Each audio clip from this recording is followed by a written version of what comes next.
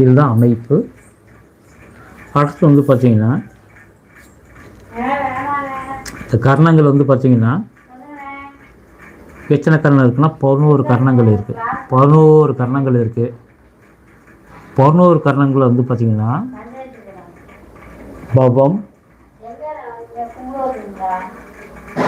பவம்னா சிங்கம், பாலவன்னா புலி, கௌலம் என்றால் பன்றி, தைதுளை என்றால் கழுதை, இல்லை இன்றைக்கி லீவ் கவர்மெண்ட் லீவ் இல்லையா, கரைச்சைன்னா யானை, வடிஜைன்னா எருது, பத்திரைன்னா கோழி, சகுனின்னா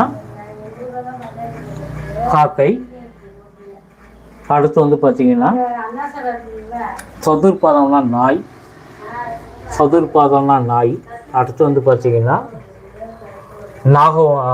சதுர்பாதம்னா நாய், நாகம்னா பாம்பு, கிஸ்மத்துக்குள்ளனா புழு. இது 11 விதமான கர்ணங்கள், 11 விதமான வேலை செய்யக்கூடிய ஒரு அமைப்பு இருக்கும். சரி, திருப்பூர் வந்து ஒரு சரணகுமார்ங்கிறத ஒரு கேள்வி கேட்டிருக்காரு.